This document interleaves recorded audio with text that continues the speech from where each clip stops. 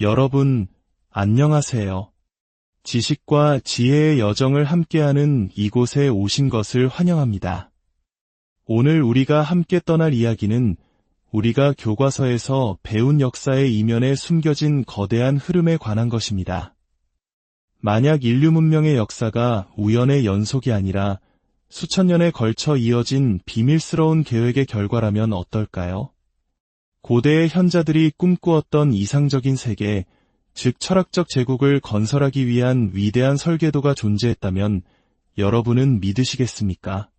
오늘 이 깊고 신비로운 이야기에 귀 기울이시기 전에 저희의 여정에 동참해 주시길 부탁드립니다. 여러분의 구독과 공유는 저희가 더 좋은 콘텐츠를 만드는 데 큰 힘이 됩니다. 여러분이 지혜의 빛을 퍼뜨리는 일에 동참하실 때마다 여러분의 삶에도 축복과 평안이 깃들기를 진심으로 기원합니다. 자, 이제 시작하겠습니다. 한 장. 민주주의라는 이상, 그 기원을 찾아서 콜럼버스가 아메리카 대륙을 발견하기 수천 년 전, 이대한 고전 철학자들은 이미 세계 민주주의라는 비밀스러운 꿈을 꾸고 있었습니다. 놀랍게도 그들은 서반구, 즉 오늘날의 아메리카 대륙의 존재를 알고 있었으며 그곳을 자신들이 꿈꾸는 철학적 제국의 터전으로 선택했습니다. 이 고대 현자들의 원대한 계획은 오늘날까지 살아남아 그 위대한 과업이 완성될 때까지 계속될 것입니다. 지금 이 시대, 우리는 그 어느 때보다 우리 자신만의 목적과 비전을 절실히 필요로 합니다. 단순히 전쟁으로 폐허가 된 나라를 물리적으로 재건하고 붕괴된 정치, 경제, 사회 시스템을 재조직하는 것은 우리 앞에 놓인 과제 중 작은 부분에 불과합니다. 더 큰 문제이자 진정한 도전은 바로 민주주의적 이상주의라는 굳건한 토대 위에 세계 윤리의 새로운 질서를 어떻게 세울 것인가 하는 점입니다. 수많은 전문가들이 각자의 분야에서 해결책을 제시하지만 그들은 종종 자신의 전문 분야라는 좁은 틀에 갇혀 근본을 보지 못합니다. 아직 그 누구도 국제윤리의 본질을 건드리거나 인간과 그 문제에 대한 넓고 깊은 공감적 이해에 기반한 실질적인 계획을 제시하지 못했습니다. 대부분의 논의는 권력 정치와 물질 경제라는 이분법적 사고에 머물러 있으며 그 해법 역시 도표, 청사진, 산업 프로그램 같은 물질적인 형태로만 표현될 뿐입니다. 물론 긍정적인 변화도 있습니다. 오늘날 전문가들은 세계가 서로 의존하는 하나의 구조임을 인식하기 시작했습니다. 하지만 인류의 이익을 위해서는 연대가 필요하다고 인정하면서도 그들이 내놓는 권고안은 여전히 극심한 경쟁을 부추기는 경제정책의 영속화를 꾀하고 있습니다. 이는 결국 또 다른 전쟁과 불화로 이어질 수밖에 없는 모순입니다. 인류의 노력을 하나의 공동선을 위해 통합하는 것은 결코 쉬운 일이 아닙니다. 대다수의 인간은 이기적이고 시야가 좁으며 주로 개인의 성공과 안락한 삶에만 관심을 갖기 때문입니다. 개인의 이기심이 결국 개인의 행복과 성공에 해가 된다는 사실을 평범한 사람들 모두가 깨닫기 전까지는 영원한 평화를 구축하는 것은 불가능합니다. 자기중심적인 사고방식은 이제 구시대의 유물이며 세상은 더 큰 삶의 개념으로 나아가고 있다는 것을 보여주어야 합니다. 이를 위해서는 세상을 하나로 묶을 수 있을 만큼 위대한 세계적인 꿈이 필요합니다. 인류를 고무시켜 공동의 노력을 이끌어낼 수 있는 명확하고 완전한 세계의 목표가 제시되어야 합니다. 우리는 문제의 현상만 해결해서는 안 됩니다. 문제 자체의 근본 원인을 해결해야 합니다.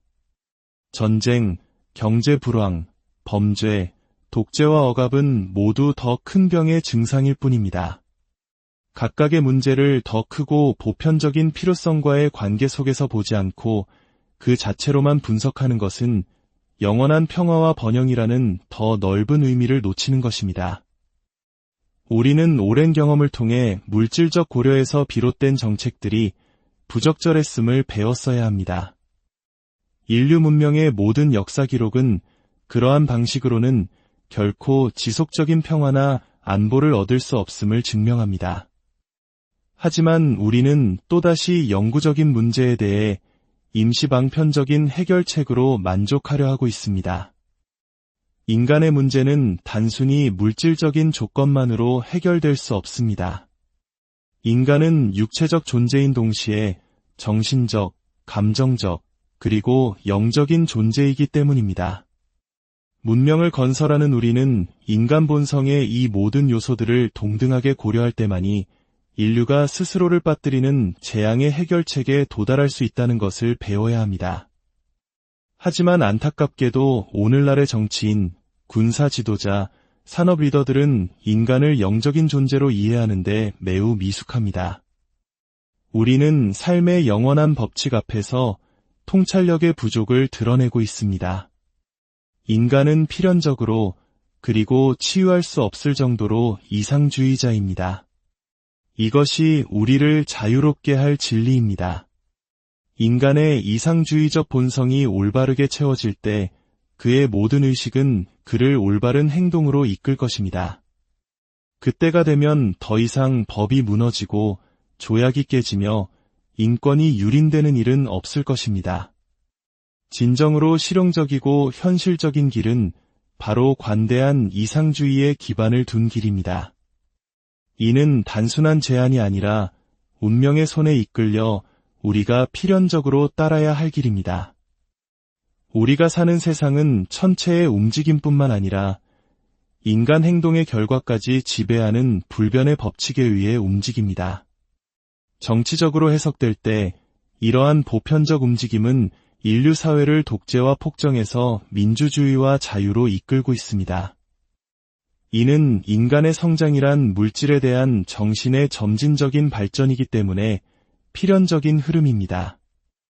이 흐름에 저항하려는 자들은 스스로를 파괴할 뿐이며 이 흐름에 협력하고 자연히 그 필연적인 목적을 달성하도록 돕는 자만이 생존할 것입니다.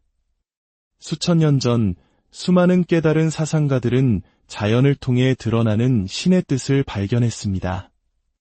그들은 자신들의 발견을 종교, 철학, 과학, 예술, 그리고 정치 시스템의 형태로 세상에 알렸습니다.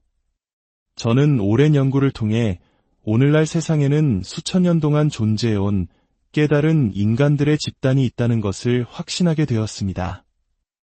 이들을 탐구의 기사단이라 부를 수 있을 것입니다. 그들은 문명에 숨겨진 위대한 운명이 있다는 것을 지적, 영적으로 간파한 사람들입니다. 피타고라스, 플라톤, 아리스토텔레스, 붓다, 예수, 그리고 무함마드. 이들은 역사에 기록된 가장 위대한 이름들입니다. 하지만 우리는 보통 이들을 정치가나 사회학자로 여기지 않습니다. 철학자, 현자, 예언가, 신비주의자로 생각하며 그들의 가르침이 현대 산업사회의 정치적 필요와는 무관하다고 여깁니다. 그러나 플라톤이나 붓다와 같은 인물들이야말로 모든 국가에서 문명화된 상태를 영속시키고 보존하는데 가장 강력한 힘을 발휘하는 사람들입니다. 고대의 위대한 지도자들은 모두 국가 간의 영구적인 평화를 확립하는 것이 인간의 이상을 해방시키는 데 달려있음을 깨닫고 가르쳤습니다. 세계 민주주의는 위대한 고전 철학자들의 비밀스러운 꿈이었습니다. 이 가장 위대한 인류의 목표를 달성하기 위해 그들은 실질적이고 보편적인 형제의 궁극적인 성취를 목표로 하는 교육, 종교, 사회적 행동 프로그램을 구상했습니다. 그리고 그들의 목적을 더 효과적으로 달성하기 위해 이 고대학자들은 신비로운 유대로 스스로를 묶어 광범위한 형제단을 형성했습니다. 이집트, 그리스, 인도, 중국에서 국가적 신비주의가 생겨났습니다. 인문한 사제 철학자들의 교단이 국가의 통치자들을 가르치고 조언하며 지도하는 주권기관으로 형성되었습니다. 수천 년 전 이집트에서 이 신비주의 교단들은 서반구와 우리가 아메리카라고 부르는 위대한 대륙의 존재를 알고 있었습니다. 그리고 이 서쪽 대륙이 철학적 제국의 장소가 되어야 한다는 대담한 결의가 이루어졌습니다. 이 결정은 확실히 플라톤 시대 이전에 내려졌으며 그에 져서 아틀란티스의 그 내용이 은밀하게 담겨 있습니다. 이처럼 고대 현자들이 구상한 계획은 너무나도 찬란하고 잘 관리되어 우리 시대까지 살아남았으며 그 위대한 과업이 성취될 때까지 계속 기능할 것입니다. 2장. 세계 최초의 민주주의자 아크나톤. 인류가 야만의 상태를 벗어나 문명화된 존재가 된 것은 사회적 의식이 발달하면서부터입니다. 문명은 집단적 상태이며 이 공동체적 삶에서 고립주의자는 자신에게 해가 되고 다른 모든 사람에게 위협이 됩니다. 모든 집단적 진보의 배후에는 깨달은 개인의 리더십이 있습니다. 그의 우월함이 그를 공동의 책임에서 면제시켜주는 것이 아니라 오히려 그의 비전을 모든 사람의 안녕을 위해 바쳐야 하는 더 큰 부담을 지우는 것입니다. 이것이 어떻게 작용하는지 보기 위해 아주 먼 고대로 거슬러 올라가 보겠습니다. 이집트의 파라오 아메노테프 4세라는 이름으로 즉위한 아크나톤은 종종 최초의 문명화된 인간으로 불립니다. 그는 역사상 최초로 위대한 국가의 행정에서 사회적 의식을 실천한 인물입니다. 기원전 1388년경 테베에서 태어난 그는 어릴 때부터 몸이 매우 허약하여 왕위에 오르지 못할 것이라는 우려가 많았습니다. 그는 12살에 네페르티티라는 귀족 소녀와 결혼했고 18살에 이집트의 실질적인 통치자가 되었습니다. 왕이 된 지 불과 2년 만에 그는 이집트에서 가장 오래되고 확고하게 자리 잡은 기관인 아문라 신관단에 맞섰습니다. 젊은 파라오는 국가 종교의 분노를 사며 수많은 적을 만들었습니다. 이 갈등 속에서 그는 새로운 영적 가르침을 선포하고 적들을 피해 나일강 상류의 새로운 수도 아케타텐을 건설했습니다. 그의 새로운 신앙은 아톤주의였습니다. 그는 자신의 이름을 아메노테프에서 아크나톤으로 바꾸었는데 이는 그가 거부한 신 아멘의 이름이 포함되어 있었기 때문입니다. 역사학자들은 그를 최초의 평화주의자, 최초의 현실주의자, 최초의 일신론자, 최초의 민주주의자, 최초의 인도주의자, 최초의 국제주의자라고 평가합니다. 그는 시대를 너무 앞서 태어난 인물이었습니다. 아크나톤에게 신, 즉 아톤은 이집트만을 다스리는 강력한 전사가 아니었습니다. 아톤은 모든 인종과 국가의 모든 자녀를 사랑하며 그들이 평화와 우정 속에서 함께 살기를 바라는 온화한 아버지였습니다. 더 나아가 아톤은 나일강과 갈대밭의 둥지를 튼 새들이나 연꽃 위를 맴도는 잠자리까지 모든 미물들을 창조한 아버지였습니다. 궁전 정원에 앉아 새들의 비상을 지켜보고 작은 생명체들의 소리에 귀 기울이던 파라오, 그는 홀로 시골을 여행하며 농부와 대화하고 노예들과 가난한 자들의 소박한 음식을 나누었습니다. 그는 가장 무지한 사람의 말에도 깊은 존경심을 갖고 귀를 기울였는데 이는 모든 신하에게서 아톤의 생명을 발견했기 때문입니다. 아크나톤은 모든 생명체가 잘 살고 생각하고 꿈꾸고 희망하고 염원할 신성한 권리를 가지고 있다고 보았습니다. 그리고 통치자의 의무는 백성들의 마음속에 있는 이 아름다움을 보호하고 그것이 표현되고 완성될 수 있는 모든 기회를 제공하는 것이라고 생각했습니다. 그의 개인적인 삶에서 아크나톤은 역사상 처음으로 가정의 위엄과 온화한 아름다움을 가져온 인물이었습니다. 그는 7딸에게 헌신적인 아버지였으며 공식 석상에서 항상 네페르티티 왕비를 나의 사랑하는 아내라고 불렀습니다. 이집트 역사상 아내의 허리를 감싸고 무릎에 어린 딸들을 앉힌 채 자신의 모습을 그리도록 한 파라오는 아크나톤이 유일했습니다. 하지만 세월이 흐르면서 파라오의 건강은 악화되고 아문라 신관단의 반대는 더욱 거세졌으며 히타이트 민족의 침략으로 그의 통치는 복잡해졌습니다. 여러 지방의 총독들이 도움을 간청했지만 아크나톤은 군대를 보내지 않았습니다. 꿈꾸는 왕은 자신의 땅이 약탈당하고 도시가 정복당하는 것을 보면서도 적들을 죽이려 하지 않았습니다. 그들 또한 아톤의 자녀들이었기 때문입니다. 아크나톤은 36세의 나이로 자신이 창조한 신앙의 사원재단에서 세상을 떠났습니다. 그는 인류의 형제애를 꿈꾸었던 역사상 최초의 인물이었으며 그 꿈을 위해 기꺼이 자신의 삶과 제국을 바쳤습니다. 3장 지상 낙원을 향한 서쪽으로의 항해. 고대 그리스인들은 우리가 생각하는 것보다 훨씬 뛰어난 지리 지식을 가지고 있었습니다. 그들은 자신들의 지식 대부분을 글로 남기지 않았고 학문을 비밀 서약으로 묶었기 때문에 우리는 그들의 지식의 전모를 제대로 알지 못합니다. 고대에는 모든 학문이 신성하게 여겨졌으며 지혜는 사제 철학자들에게 맡겨졌습니다. 서반구에 위대한 대륙이 존재했다는 사실은 고대 그리스인들뿐만 아니라 이집트인과 중국인들에게도 알려져 있었습니다. 고대인들이 큰 바다를 항해할 만큼 튼튼한 배가 없었다고 가정하는 것은 어리석은 일입니다. 기독교 시대가 시작되기 훨씬 전에 고대 문명은 콜럼버스가 사용했던 어떤 배보다도 훨씬 크고 항해에 적합한 배를 만들었습니다. 플루타르코스의 고대 항해 기록에 따르면 그리스인들은 아메리카 해안에 도달했을 뿐만 아니라 세인트로렌스 강과 오데오 지역 일부를 탐험했던 것으로 보입니다.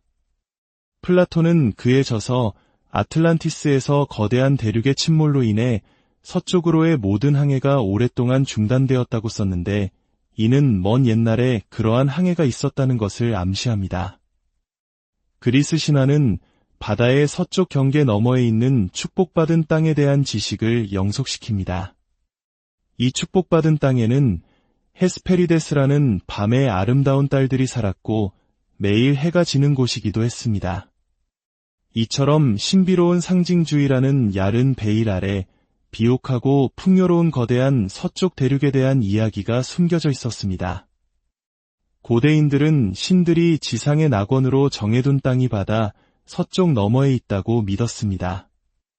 때가 되면 모든 사람이 태양의 사과가 열린 신성한 나무에 걸려있는 황금 양털을 찾아 이곳으로 올 것이라고 말입니다. 그리고 초기 탐험가들은 실제로 잉카의 황금, 아즈텍의 보물을 찾아 서쪽으로 향했습니다. 황금 양털의 진정한 의미는 무엇이었을까요? 그것은 바로 인간 불멸의 비밀이 적힌 양피지였습니다. 누구든지 그것을 발견하는 자는 영원한 제국과 전 세계를 다스리는 힘의 비밀을 얻게 될 것이었습니다. 오늘날 우리에게도 황금 양털이 있습니다. 바로 미국 독립선언서입니다. 동물의 가죽에 쓰여 인간 희망의 마법 공식으로 보존된 이 문서는 인류 사회 불멸의 비밀을 담고 있습니다. 또한 우리 독립선언서에 영감을 준 영국의 인권장전 마그나 카르타 역시 또 다른 황금 양털입니다. 이 두 불멸의 문서는 함께 인권선언을 형성하며 현대 민주주의의 기본 텍스트가 됩니다. 이처럼 서쪽의 축복받은 땅은 신들의 지혜에 의해 따로 구별되었습니다. 과거의 위대한 문명 중 어느 것도 북미에서 일어나지 않았기에 이 대륙은 낡은 전통에 패어나 부패한 행정정책에 오염 없이 보존될 수 있었습니다. 수천 년간의 집약적인 경작으로 토양이 황폐해지지도 않았고 끝없는 전쟁과 오래된 불화를 유지하기 위해 천연자원이 약탈당하지도 않았습니다. 유럽에서 민주주의의 꿈이 싹트면서 약속의 땅을 찾는 사람들은 서쪽으로 눈을 돌렸습니다. 이곳은 폭정, 편협, 강요된 가난에서 벗어나 미래를 건설할 수 있는 곳이었습니다.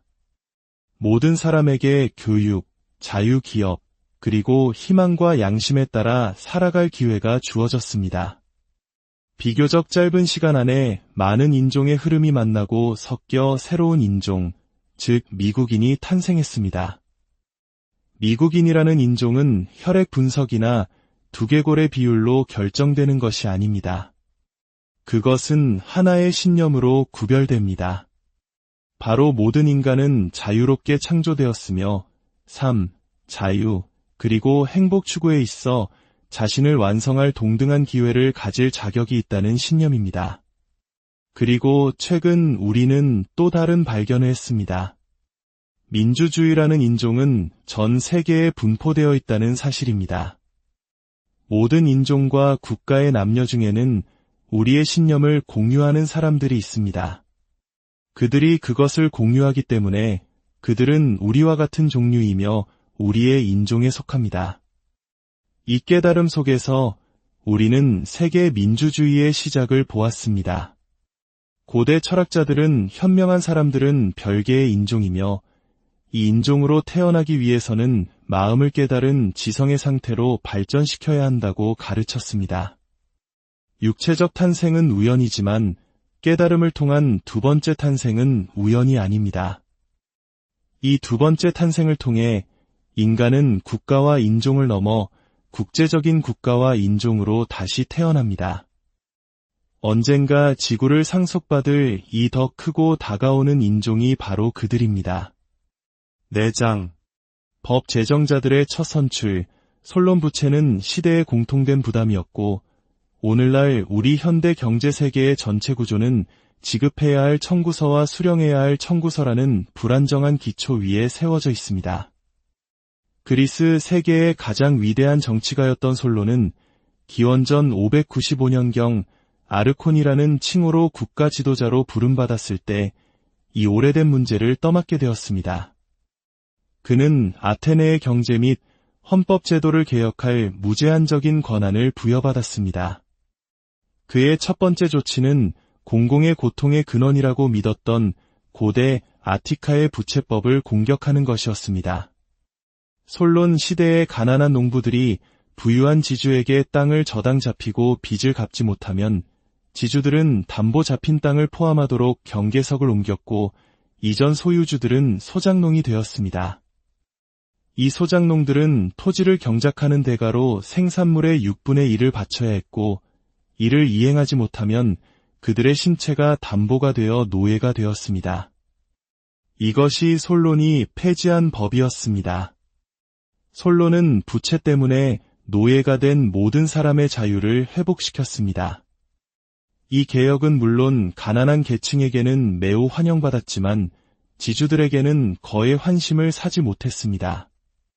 그들은 즉시 솔론의 신용을 떨어뜨리고 그를 공직에서 몰아내기 위한 음모를 꾸몄습니다.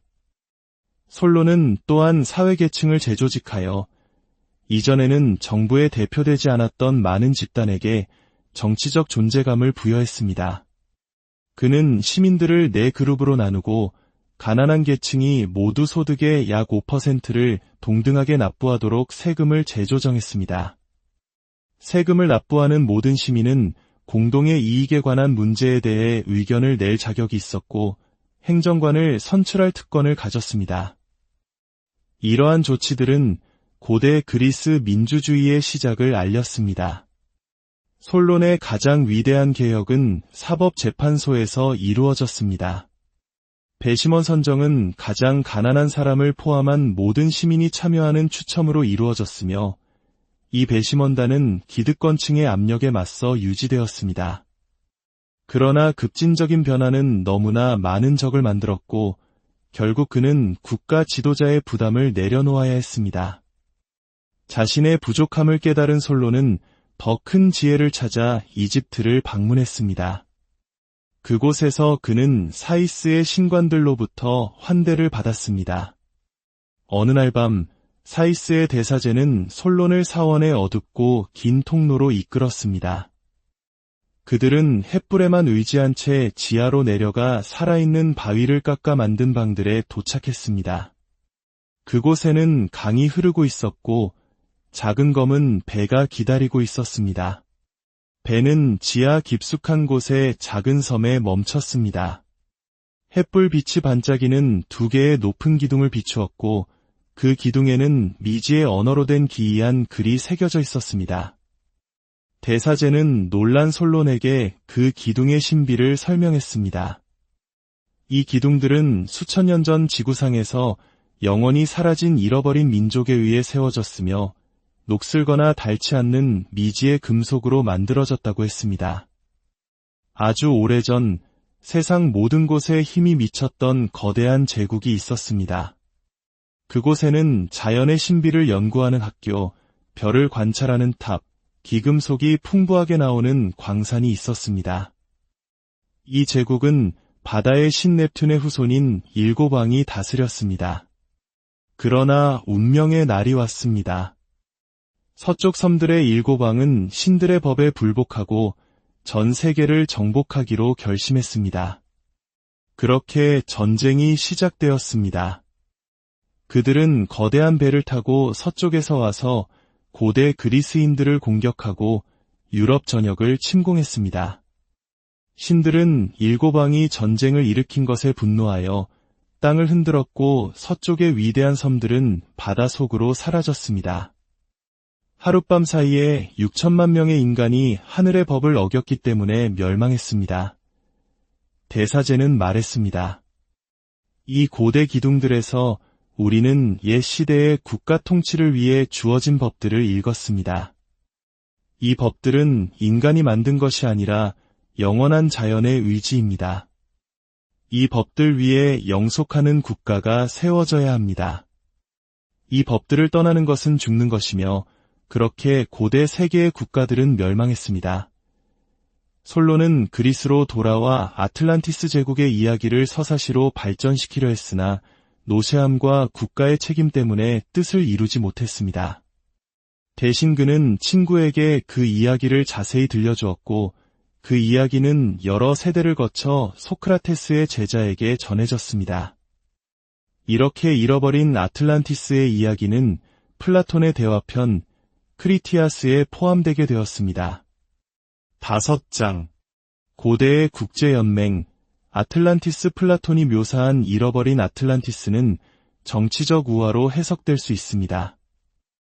플라톤은 아틀란티스의 몰락 이야기를 통해 정부와 정치에 대한 자신의 신념을 요약할 훌륭한 기회를 보았습니다.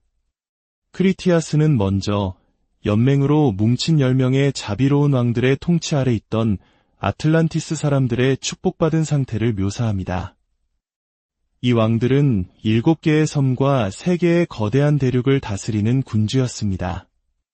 이 10명의 왕들은 모든 덕을 갖춘 철학자 왕들이었으며 공공의 이익을 지키는 현명한 수호자들이었습니다. 그들은 그들의 가문의 신성한 아버지인 바다의 신 포세이돈의 법을 따랐습니다. 아틀란티스의 수도에는 포세이돈 신전이 있었고 그 안에는 영원한 제국의 법이 새겨진 귀한 물질로 만든 기둥이 서 있었습니다. 10명의 왕들은 함께 이 법을 따르겠다고 맹세했습니다. 법의 기둥에는 10왕이 어떤 이유로든 서로에게 무기를 들지 않아야 한다고 쓰여 있었습니다. 만약 그들 중 하나가 이 법을 어기면 다른 9은 평화를 보존하기 위해 그에 맞서 단결해야 했습니다. 공공의 이익에 관한 모든 문제에서 10왕은 함께 숙고해야 했고 각자는 다른 사람들의 정당한 필요를 염두에 두어야 했습니다. 이것이 바로 인간이 하늘의 법에 따라 지상에서 살았던 황금시대의 정부 모습입니다. 세계의 거대한 대륙은 유럽, 아시아, 아프리카를 의미하며 7개의 섬은 지상의 모든 작은 민족들을 의미합니다. 열왕의 연맹은 인류의 협력적 공동체이며 인간 정부의 자연스럽고 적절한 형태입니다. 따라서 아틀란티스는 고대에 존재했지만 인간의 이기심과 무지로 파괴된 올바른 정부의 원형 또는 패턴입니다. 플라톤의 군주제는 철학적 민주주의였습니다. 왜냐하면 모든 인간은 자기 수양과 자기 개발을 통해 현명해질 권리를 가졌기 때문입니다. 이러한 상태를 달성한 사람은 자신의 행동 덕분에 우월한 인간이 되었으며 이 우월함만이 자연법이 인정하는 유일한 귀족 계급이었습니다. 플라톤은 이 자비로운 통치 아래 아틀란티스 섬들의 번영을 상세히 묘사합니다. 시민들은 행복했고 가난은 알려지지 않았습니다. 세계 무역이 확립되었고 범죄는 거의 없었으며 예술은 번성했고 과학은 위대한 대학들에서 배양되었습니다.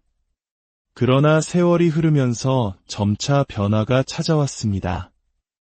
아틀란티스인들의 의식 속에서 신성한 부분이 희미해지기 시작했습니다.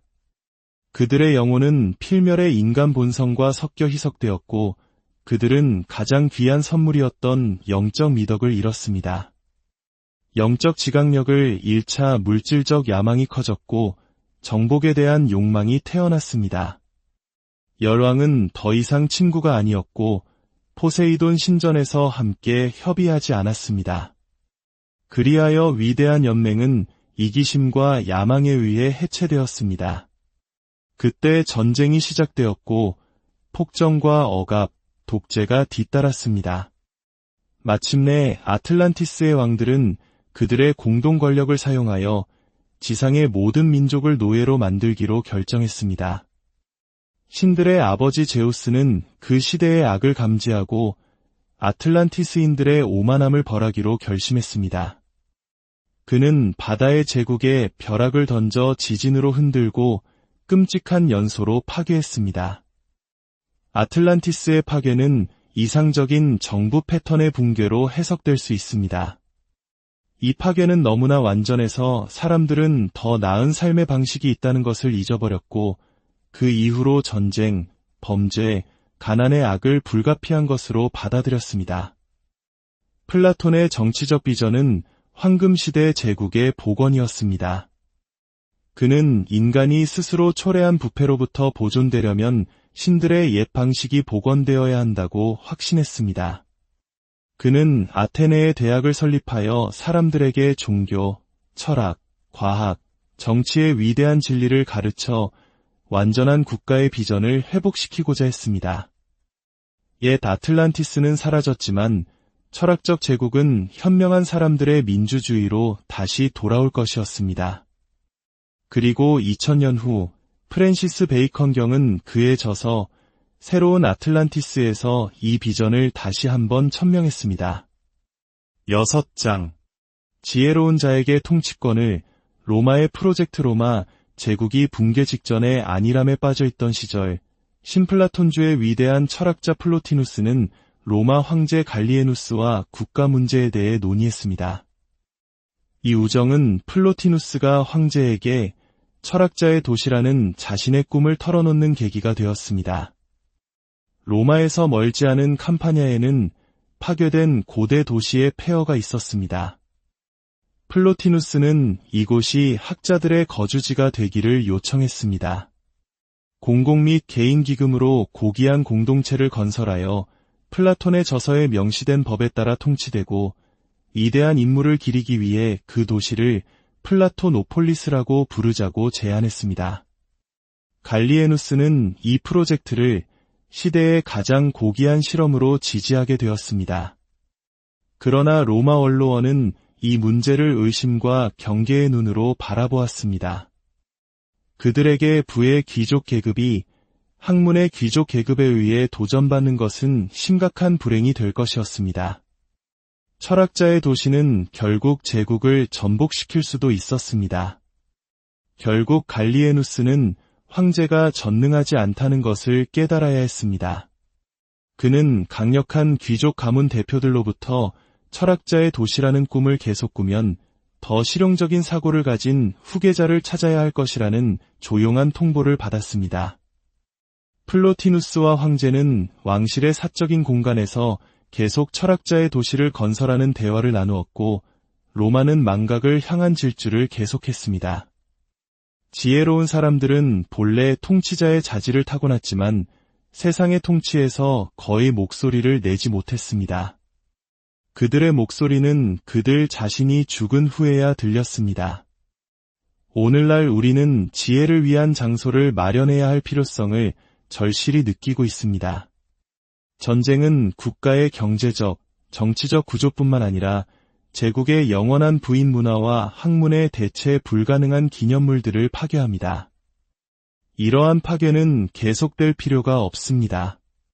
세계의 어느 한 곳에 모든 분쟁과 투쟁으로부터 격리된 지역을 마련하여 필수적인 학문의 보물을 보관하는 공동 저장소로 삼아야 합니다.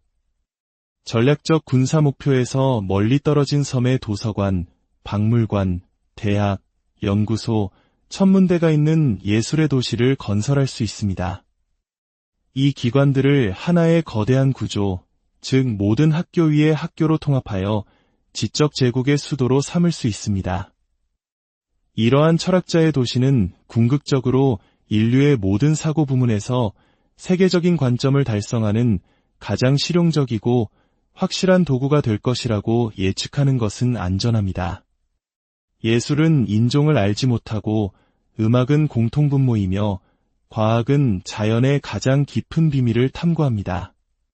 7장 비밀 결사에 의해 보존된 민주주의 전통 세계 국가들 사이에 깨달은 민주주의를 확립하는 데 필요한 지식의 배경을 마련하는 작업은 수백 년 동안 비밀 결사에 의해 수행되어 왔습니다.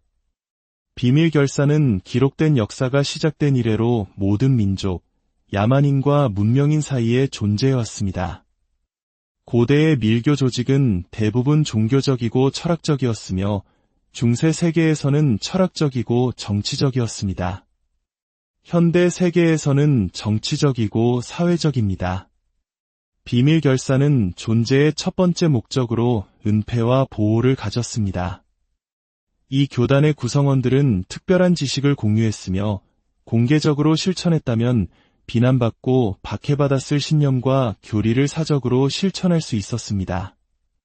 두 번째 목적은 특정 정책, 원리 또는 학문체계를 선택된 소수의 입문자 그룹에게 세대에서 세대로 전수하는 메커니즘을 만드는 것이었습니다. 디오니소스 기술단은 기원전 1500년 이전에 그리스와 시리아인들 사이에서 시작되었습니다. 원래는 자신들의 기술 비밀을 영속시키기 위해 길드로 뭉친 숙련된 장인들로 구성되었습니다.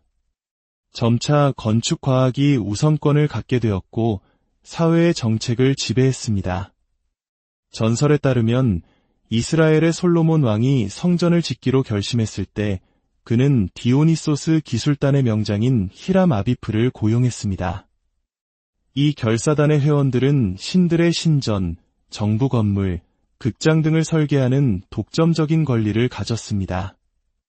그들은 무지하고 교양 없는 인간을 거친 각석, 즉 채석장에서 막 나온 다듬어지지 않은 돌로 비유했습니다. 자기 수양과 신성한 예술에 대한 헌신을 통해 인간은 자신을 완성하여 네모나고 곱고 진실한 잘 다듬어진 각석이 되어 다른 돌들과 함께 석조 패턴에 들어맞을 수 있게 된다고 믿었습니다. 그들의 비밀 작업에서 디오니소스 기술단은 사회적, 정치적 성전 건축가였습니다. 그들이 공들여 짓던 성전은 살아있는 신의 살아있는 성전, 즉 완성된 인간 사회였습니다. 그리스 문화가 로마에 이르자 라틴인들은 자신들의 디오니소스 결사체를 콜레기아라고 명명했습니다. 기독교 교회의 부상은 고전 이교 세계의 지적 패턴을 깨뜨렸고 비밀 결사들을 더 깊은 비밀 속으로 몰아넣었습니다. 이 운동의 일부는 이슬람 제국을 건설하기 위해 동쪽으로 이주했고 나중에는 인도까지 이어졌습니다. 유럽 초기에는 대성당 건축가 길드가 되었습니다. 연금술사, 일루미나티, 성배기사단, 카발리스트, 장미십자회 등 수많은 비밀 결사들이 각자의 상징과 의식 아래 하나의 동일한 것을 찾고 있었습니다. 그것은 바로 완성된 사회 질서, 플라톤의 공동체, 철학자 왕의 정부였습니다.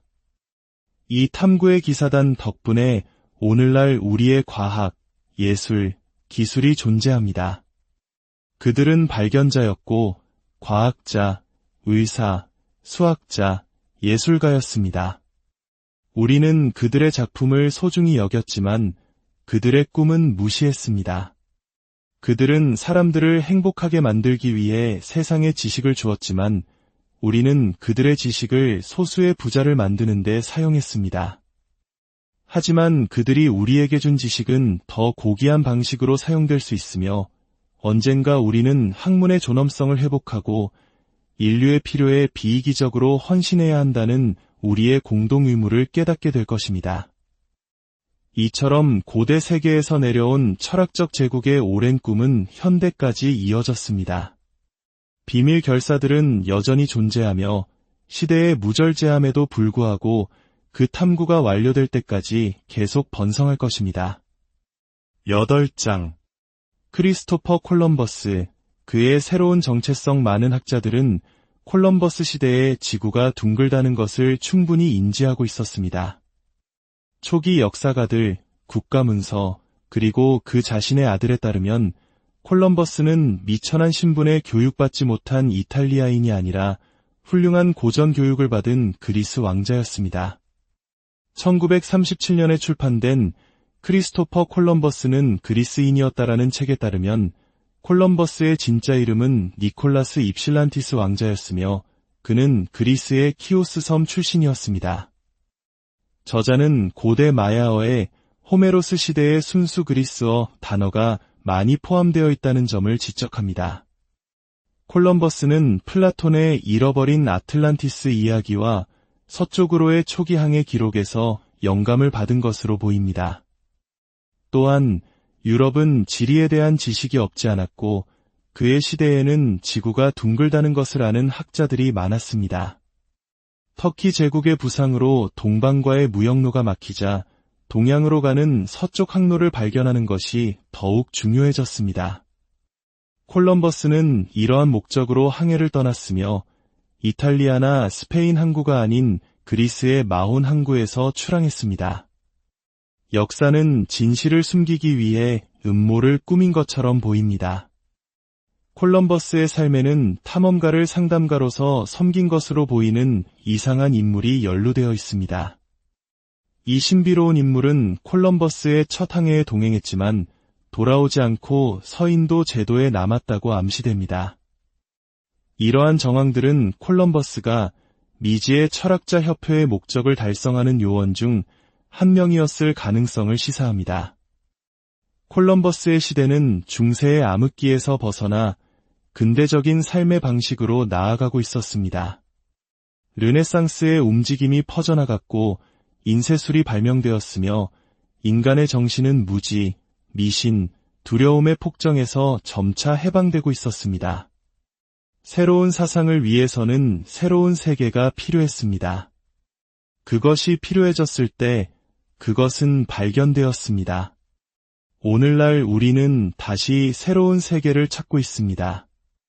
더 이상 사회 실험실 역할을 할 미지의 대륙은 남아있지 않습니다. 그래서 우리는 다른 종류의 세계, 즉 용감한 항해자들이 탐험해야 할 생각의 세계, 내면의 영역으로 관심을 돌리고 있습니다. 과학은 지난 50년 동안 새로운 우주, 즉 마음의 우주를 발견했습니다. 콜럼버스의 항해 이후 2세기에 걸쳐 지구에 대한 우리의 지리적 지식은 확대되었습니다. 그러나 가장 위대한 항해는 아직 우리 앞에 놓여 있습니다. 우리의 모험은 알려진 것의 경계를 넘어선 더 큰 바다로 향할 것입니다. 새로운 항해는 실험실에서 이루어질 것이며 우리는 각자 자기 자신 안에서 긴 발견의 여정을 떠나야 할 것입니다. 9장. 노스트라다무스의 예언. 콜럼버스가 우리 해안에 도착한 지 11년 후 프랑스에서 비범한 인물이 태어났습니다. 그는 존경받는 의사이자 다가올 세계의 역사를 정확하게 쓸 수 있는 신비주의자였습니다. 당시 서반구에 위대한 국가가 탄생할 것이라는 조짐은 전혀 없었습니다. 그러나 미셀 노스트라다무스는 그곳에 문명이 세워져 종교의 자유, 기회의 자유, 삶의 자유에 감사하는 날을 항상 목요일에 지킬 것이라고 보았습니다. 그는 이 나라가 모국과의 유대에서 벗어나 크게 번영하지만 동양과의 전쟁을 포함한 여러 전쟁을 치른 후에야 세계 평화의 패턴 속에서 위대한 강대국이 될 것이라고 예언했습니다. 노스트라다무스는 신비주의자, 철학자, 점성가, 연금술사, 카발리스트로서 형제단의 맹세로 묶인 자들에게만 공개되는 모든 비밀 지식에 정통했습니다. 그의 예언은 전적으로 영의 계시로 왔을 수도 있지만 그가 이미 동료 입문자들의 마음과 목적에 잘 설정된 미래 계획의 일부를 포함했을 가능성도 있습니다. 노스트라다무스는 이 나라를 여러 이름으로 불렀습니다. 헤스페리데스, 즉 서쪽의 축복받은 섬들이라고 불렀고 다른 곳에서는 단순히 아메리카라고 명명했습니다. 세 번째 명칭은 목요일을 지키는 땅이었는데 이는 항상 목요일에 있는 독특한 미국 공휴일인 추수감사절을 가리키는 것으로 매우 놀랍습니다.